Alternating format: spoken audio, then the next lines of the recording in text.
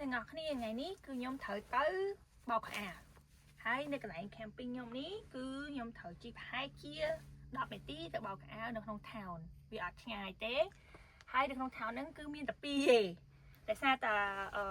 thầm đá bao giờ dương camping nơi sọc máy cứ dương ai liệt ấy bọc à ấy thì tôi nên đừng tạm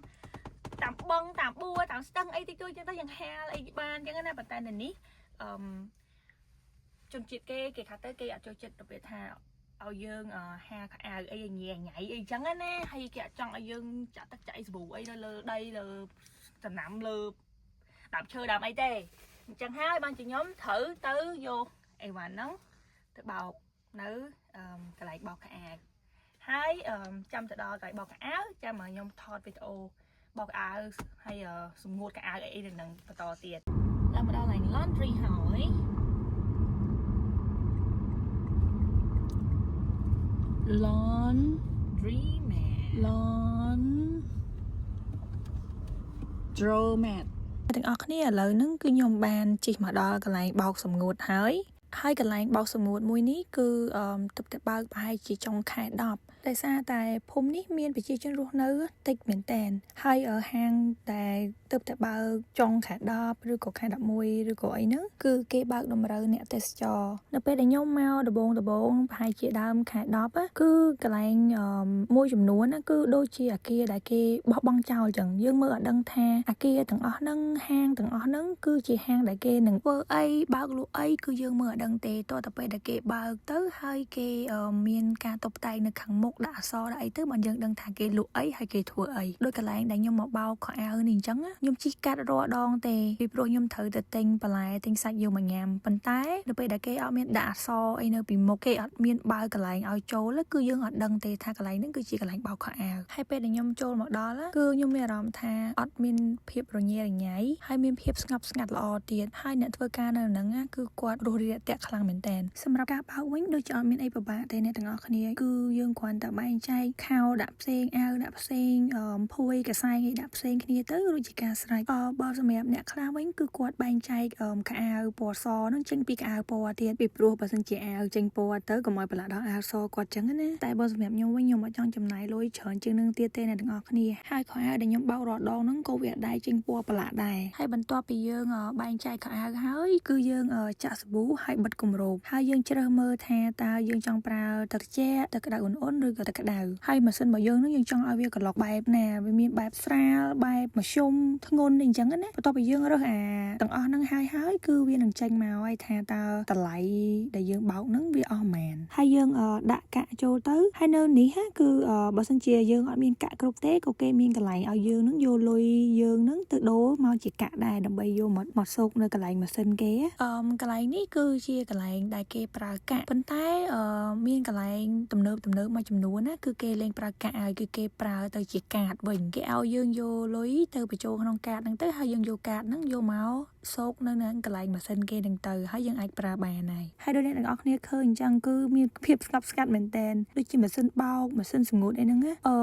យាយទៅគឺតនេច្រើនហើយបន្ទាប់ពីបោកហើយហ្នឹងគឺយើងប្រមូលខោអាវហ្នឹងទៅដាក់ក្នុងកញ្ច្រែងទៅយើងអូសយកទៅដាក់នៅកន្លែងសម្ងួតចឹងណាហើយសម្រាប់ពេលដែលសម្ងួតហ្នឹងក៏ខ្ញុំបែងចែកដែរខោអាវក្រាស់ដាក់តាមក្រាស់ស្ដើងដាក់តាមស្ដើងល្មមដាក់តាមល្មមចឹងទៅហើយខ្ញុំដាក់អត់ច្រើនទេខ្ញុំដាក់ល្មមដើម្បីឲ្យដល់ពេលដែលវាសម្ងួតទៅវាសប់ល្អហើយ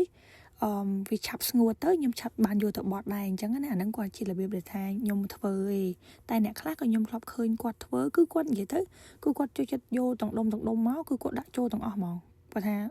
ដាក់20-30នាទីតែខ្ញុំអត់ចូលចិត្តរបៀបអញ្ចឹងខ្ញុំធ្វើតាមរបៀបខ្ញុំ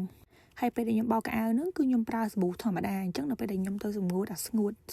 ហ្នឹងគឺខ្ញុំមានអាกระดาษក្អូបអញ្ចឹងយើងដាក់กระดาษក្អូបក្នុងហ្នឹងទៅដាក់1ដាក់2តាមស្រេចចិត្តអ្នកទាំងអស់គ្នាអញ្ចឹងទៅគឺកៅអៅហ្នឹងដល់ពេលដែលវាស្ងួតទៅគឺវាក្អូបហើយ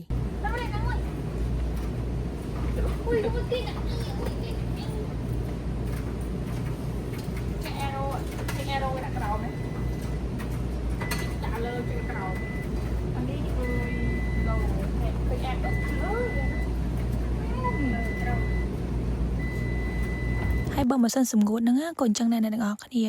តម្លៃ25សេនប៉ុន្តែនាទីអត់ឲ្យដូចគ្នាទេតែខ្លះទៅយើងដាក់25សេនបាន5នាទី25សេនបាន6នាទី7នាទី8នាទីវាអាស្រ័យទៅលើតាមហាងគេដែរអញ្ចឹងណានិយាយទៅពេលដែលខ្ញុំយកទៅសម្ងួតហ្នឹងនិយាយទៅខ្ញុំសប្បាយចិត្តហ្មងដោយសារតែអីខ្ញុំជួយចិត្តដាក់បន្តិចតិចអញ្ចឹងខ្ញុំអាចប្រើម៉ាស៊ីនបានច្រើនម៉ាស៊ីនតនេច្រើនណាអញ្ចឹងទៅខ្ញុំដាក់តែបន្តិចអញ្ចឹងទៅវាឆាប់ស្ងួតទាំងអស់ហើយស្ងួតល្អទៀតអញ្ចឹងមានអារម្មណ៍ថានិយាយទៅសប្បាយហ្មង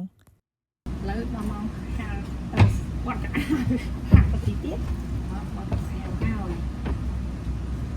បោកឲ្យចូលជាងគេហីគេ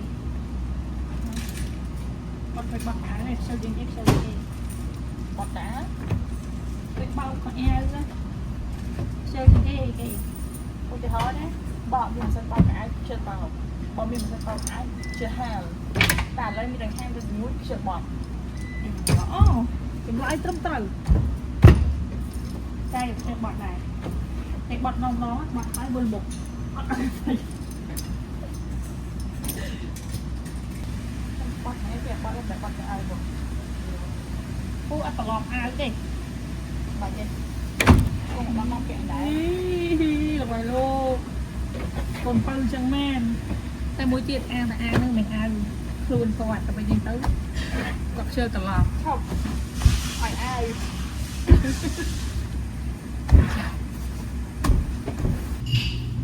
បោកអាវដល់ម៉ោងគេបិទហើយ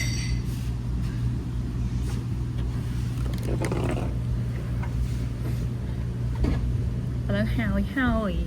នេះកៅអៅខ្លះគាត់នៅសើមទៅយកទៅហាលនៅផ្ទះទៅដល់នៅផ្ទះឥឡូវដល់ម៉ោងគេបិទហើយគេបិទម៉ោង3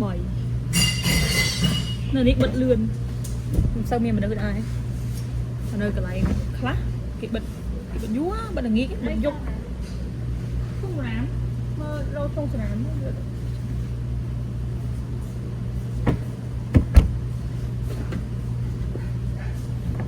ឥឡូវម្ចាស់ហាងអីបុគ្គលិកអីកំពុងរៀបចំសម្អាតបោះជូតផ្លុំអីចឹងណារៀបអីវ៉ាន់យកទៅស្តុកទៅសល់តែខ្ញុំម្នាក់ឯងនេះ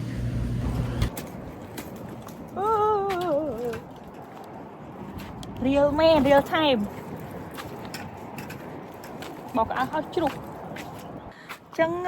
វីដេអូថ្ងៃនេះគឺអស់ហើយអ្នកនរគ្នាហើយអរគុណអ្នកនរគ្នាដែលបានទស្សនាវីដេអូនេះតាំងពីដើមរហូតដល់ចប់ហើយបើអ្នកនរចូលចិត្តកុំភ្លេចជួយ like share and subscribe YouTube ខ្ញុំផងបាយបាយជួបគ្នាវីដេអូក្រោយ